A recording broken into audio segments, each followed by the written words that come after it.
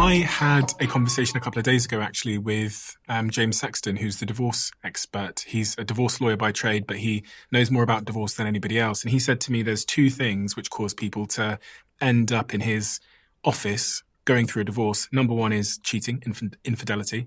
And the second thing is money problems in the relationship. So I find it especially sort of pertinent to have this conversation with you about couples' relationship with money. Because clearly one of the things that is most likely to end my relationship or I guess prevent me getting into one is this financial avoidance that most of us engage in. You've interviewed hundreds and hundreds of couples about money on your podcast. Yeah. What have you learned about our relationship with money in relationships from that? I've learned that 50% of the people I talk to do not know their household income. 90% of the people I talk to who are in debt do not know how much debt they're in. And 100% of the people I talk to in credit card debt also have trouble saying no to their children. Isn't that shocking? Each of those things, 50% do not know how much income they make because most of us are simply living by looking at our checking account, and that's it. The debt part kind of makes sense. Why would you want to know how much debt you owe? You don't really want to think about it, so you ignore those emails and envelopes. And the credit card debt part, that is really interesting. The idea that if you can't say no to spending, so you've racked up a bunch of credit card debt, the same principle applies to saying no to kids. For me, when I discover these, I find them absolutely fascinating. But the good news is you can also change these things.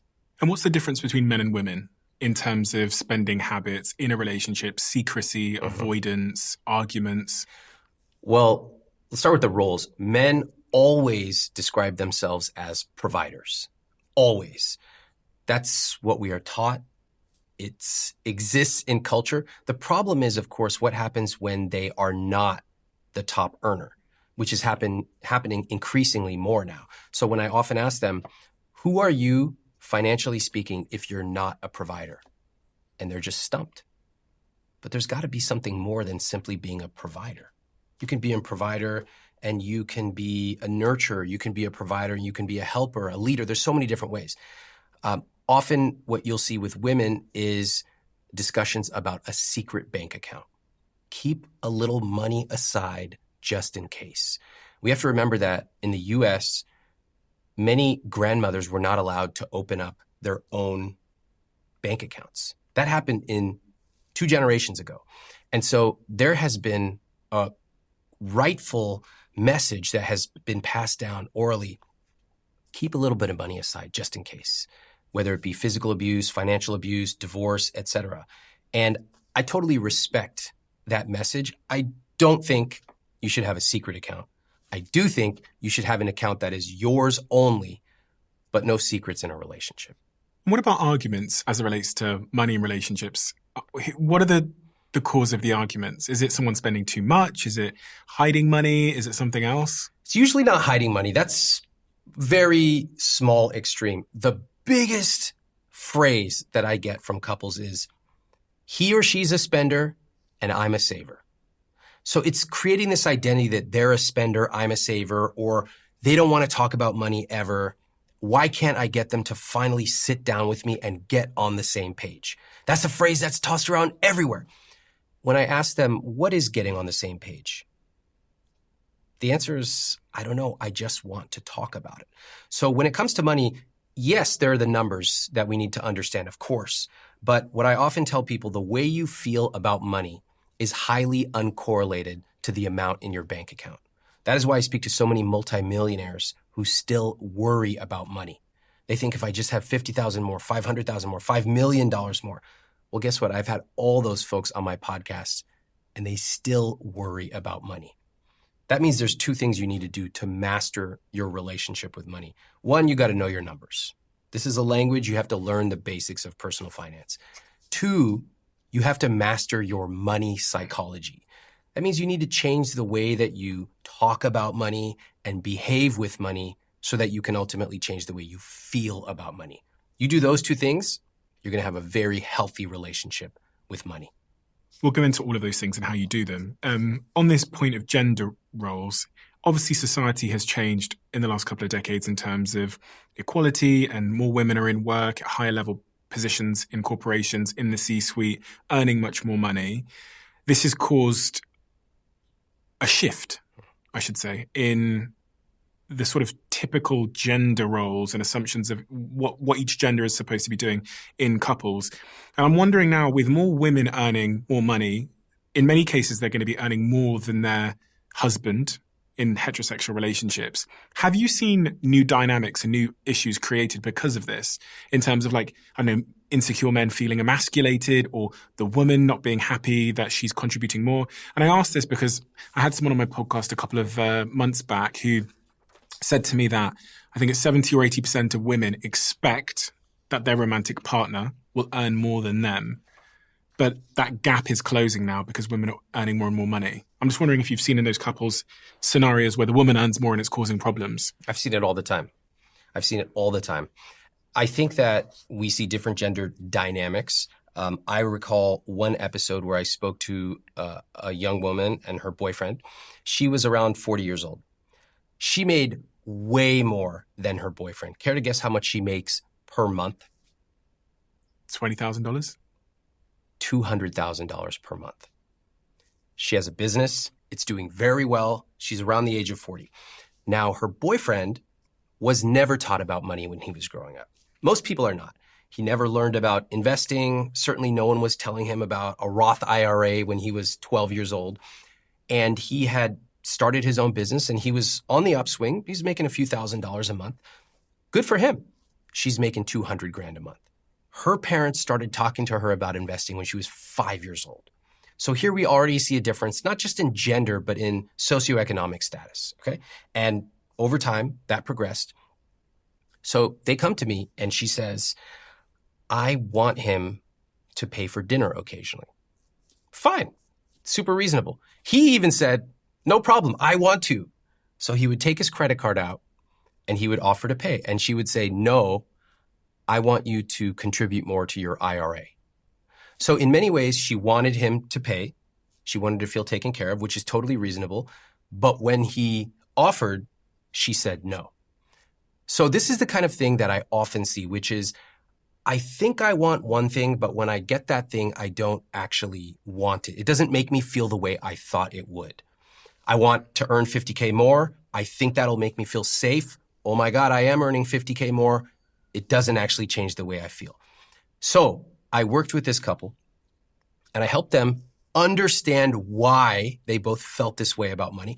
And, you know, from the outside, it's like, this is so irrational. If you make more, just pay more. If I were in that situation, et cetera, et cetera. None of that stuff matters. When you are in the couple, in that relationship, you will feel a certain way. And we got to work with you individually, not what everybody else says. In the end, the conclusion that they came to was she wanted him to occasionally pay for dinner, but she also wanted him to fill up his IRA. So this is what they did. Every so often, before they went out to dinner, she would give him her credit card. And she would say, here, I want you to pay for tonight. And he said, cool. He understood it. They went out and that's what they did. Now, to us sitting here, we're like, this dance makes no sense. Why don't they just do it this way or that way? Guess what? Every single one of us has some irrational thing we do with money. Every single one of us. And I think that we are ready to actually have conversations about how we are irrational. Money is not just dollars and cents on a page. That's why you don't feel good about money even when you have more than you ever thought you would. That's why you worry about money, but you have never read a single book on personal finance. We are all irrational, including me. And when you get into a relationship, you got to acknowledge that. And then you got to say, hey, what is our vision of a rich life together? Let's build that. If it means we do a little dance about the credit card once every 2 months, fine. Do we both feel good? Is it fair? Then I'm good with it. What's going on there with her? Because it sounds like there's this battle between her mind and maybe her heart, or it's almost like the social expectation is coming in, but then her brain is saying, no, invest in the IRA. And an IRA, for anyone that doesn't know, in other parts it's a retirement account. A retirement account. So she's saying invest in the future, but also buy my dinner. Well, it's the same. It's the same. We all have these things that society has told us, but then we don't quite agree and we're not sure what to do. Last time I was here, we talked about how, You don't necessarily need to buy a house in order to live a rich life. And in my case, I have rented for the last 20 years by choice, and I made more money renting and investing the difference than I would have by buying a house. And this is shocking to people. Like, we saw the comments last time. People went berserk. How can you talk about renting? You're just throwing money away on rent. And this is something we have been fed constantly for generations, that in order to be successful, you must buy a house. So when somebody like me comes around and says, actually, you should run the numbers because sometimes renting can be better, people are shocked. Same thing with if you want to be taken care of, or you want someone to treat you, or you want someone to pay for the first date. Same thing when men come and they talk about being a provider, but in certain relationships where they actually earn less, I'll say to them, if we look at the numbers, you're not the provider. So who are you? And they're stumped. And that is when we need to start grappling with the idea that maybe what we were told is not exactly true for us in our situation today. And that's okay. Do you think it causes more problems when in terms of the relationship dynamics and that sort of emasculation and, that the man not feeling like a provider when the woman earns more money than the man, from what you've seen? Not necessarily. I think that it is a different framework than we're used to. Yeah. When we think about my parents, for example, my mom stayed home with us. My dad went to work, single earner. Simple. Everybody knew where they stood, what the roles were. It was very simple. It's very difficult to do that today. Housing is historically expensive. Healthcare is expensive, especially in the US. And so you have two people earning. In urban cities, you have young women earning more than men in their 20s. A lot of us are trying to figure out, what does this role mean for me and for my partner and for our relationship? That makes it tricky. I wonder if a lot of men are just choosing to remain single until they've kind of worked on themselves, because I think actually that's probably the path I would have taken if I'm being completely honest. Well, I kind of did take is I didn't have a relationship until I was able to really provide. Oh, the P word. Yeah. Yeah. And where did that word come from? Provide. Like watching my father, watching movies, everything. Exactly. Yeah. No one ever says like, you are a provider, but we learn it from a million different perspectives. And yeah, I hear a lot of guys. I mean, when I was living in New York and I had a lot of single friends, topic of conversation was, I'm not ready to get married. I need to get to a certain point in my career first. We have all these words for it. And deep down, there's a feeling that we're often expressing, maybe I'm not ready. Maybe I'm not enough. Maybe I need to do X, Y, Z before I do the thing that I want. And so part of what we talk about when it comes to relationships and money is like, let's actually shine a light on that. Let's not be shy about it. If you want someone to pay for your dinner, fine. That's totally fine. Let's have that conversation. If you want to be the sole earner in your household, okay, let's see what it would take. And too often we don't have those conversations. We just dance around them for 50 years. Who should pay for the first date then? My answer is, doesn't matter. It would be nice if the person who suggested the date pays, but I think we spend way too much time focusing on the first date and way too little time thinking about the next 14,625 days. It's like a couple who's obsessed with the wedding. Fine, you want a nice wedding, great. What about the marriage? Same thing with money. First date, okay, we can have that conversation, but aren't you more interested in how your partner thinks about money and talks about money? Are they a cheapskate? Are they generous? Are they abundant? Did they grow up the same or different than you? That is something we don't talk about. Meanwhile, we have 5 million YouTube videos on who's going to pay on the first date. We are missing the real point. The point of money in a relationship is not just about the first date. That's fun for clicks, but it's about, do we see money the same way? Do we connect? Are we going to be rowing in the same direction, or are you going to be doing that and I'm doing this, and we can never get aligned? You can only make a first impression once, right? And if you are a guy, this is just how I feel anyway. If I go on a first date with a woman, and we have a wonderful date, it's a nice restaurant, and then it gets to the end of the day, and then I turn to her and say, "Shall we split the bill?" I couldn't even say it with a straight face, frankly. I definitely couldn't ask her to pay. Yeah. I just could never. And I think if you anonymously polled 10 of my female friends and said, how would you feel if on the first date the guy asked you to pay? I think privately they would say that's a bit of a turn off, that's a red flag, that's an ick. I think probably that's true. And again, goes to the power of socialization, right? Like culture is very difficult to change. We got to admit that. We got to acknowledge that. And when I was dating, I paid for dates. So I don't have a problem with it. I like to be generous. I think that when you are in a relationship, you like to know that your partner is generous too.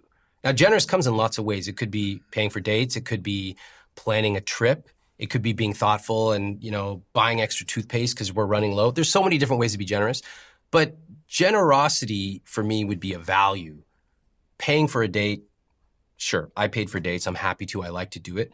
But generosity to me is way more important to talk about that in a relationship versus the date itself. Because chivalry, this idea that the man is to lead in that regard and to, open the door and open the car door and pull out the chair. Yeah, but think about it. I agree with all that stuff. I support it. But think about what message that sends when you tell men you're supposed to be chivalrous, but there's no real context, no real teaching around it. And let's say you have a 26-year-old guy now who's earning less than his girlfriend. So he wants to be chivalrous, but for him, he's like, well, look at our bank accounts. And so what I want to emphasize to people is you can be chivalrous, you could be generous. Money is just a small part of that. Yeah. Let's not over-fixate on who's paying for tapas, okay? And let's actually think about the important things. When it comes to money, we are so obsessed with $3 questions. People are obsessing over, should I buy this coffee? Can I afford this appetizer? On and on and on about $3 questions. We totally neglect the $30,000 questions or the $300,000 questions. Is this person financially aligned with me? How do I even find out? Am I investing 5 to 10% of take-home pay every month? Are we doing it together? Do we talk about money regularly and proactively and positively? Those things matter, and they're actually worth hundreds of thousands of dollars. These $3 questions, including who's paying for appetizers or should I buy a latte, irrelevant. In fact, get the big answers in life right, and you can buy all the appetizers you ever want. What are the financial red flags in a relationship then? Number one is they don't want to talk about money. If you don't want to talk about money, red flag, the biggest red flag of all. Because we could differ on how we see money. We can even have different values for a few things. But if your partner simply will not talk about money, you have a huge problem. Why? If you can't talk about money, then you can't even understand where they're coming from, and they are not curious about what you want. So how are you ever going to get on the same page? Think about this. A lot of people think we need to have the conversation about money. As if it's one conversation. Would you have the conversation about raising kids? No. You'll have thousands in your life. That's the way it should be. Money is very much like parenting. Not like, should we play pickleball or tennis today? Irrelevant.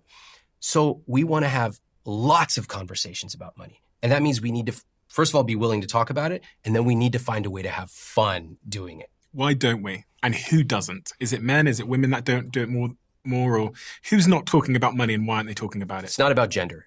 It has nothing to do with gender in terms of who does or doesn't talk about money. There are avoiders. That's one of 4 categories, money types that I've identified. Avoiders hate talking about money. And they will use a series of conscious and unconscious techniques to avoid talking about money. They'll say things like, why do you always have to talk about money? Can't we just have a nice night out? Or, you're so much better at this. You just handle it. You're just so much savvier at this stuff. That's an avoider. Do they know their own financial situation? No. So they don't know their own financial situation and they don't want to talk about it? Correct. And by the way, we all have something like this. It could be our fitness. It could be our relationship with our parents. There's something in our life that we know we should deep down, but we avoid it.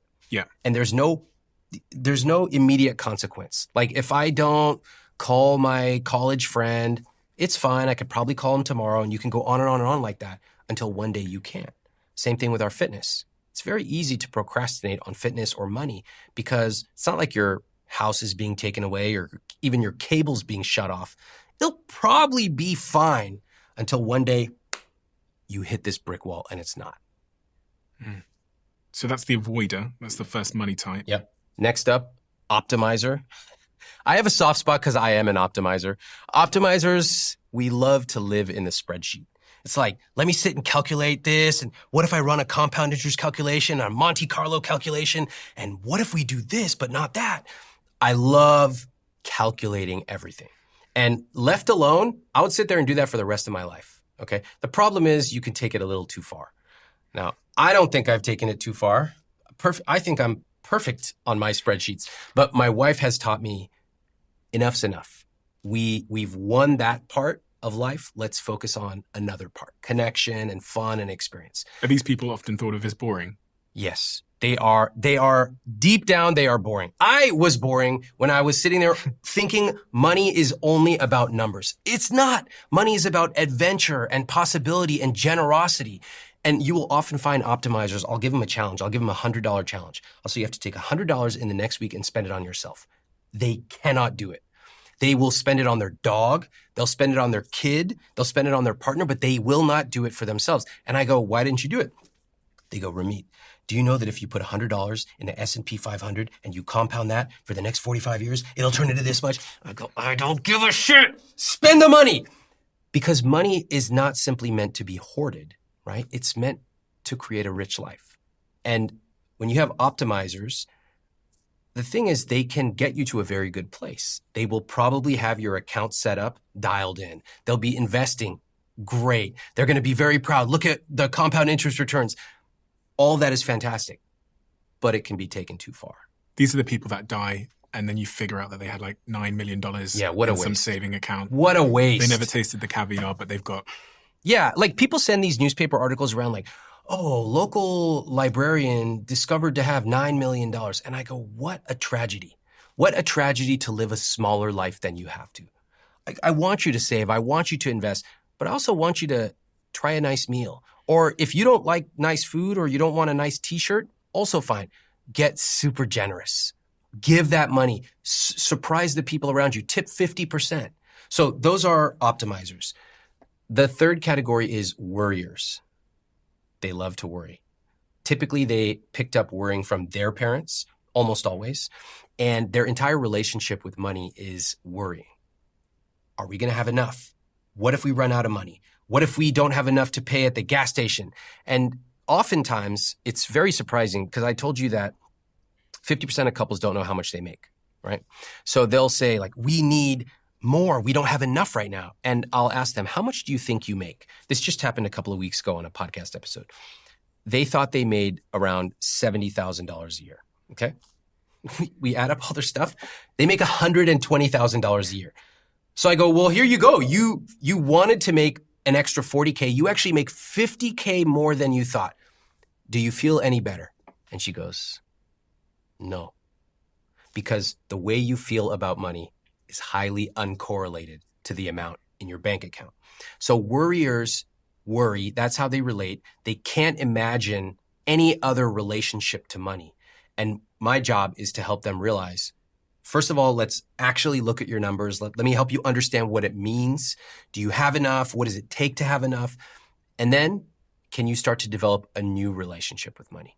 It's almost like a new taste bud. I'm never going to tell you to eat tomatoes if you hate tomatoes, but I am going to teach you, maybe you like okra, and we can develop a new taste for that.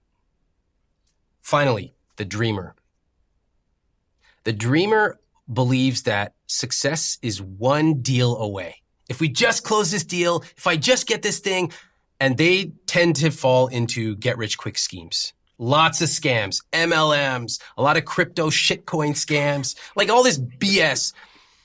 But they are extremely resistant to calm, low-cost, long-term investing. In other words, the way that most people build real wealth.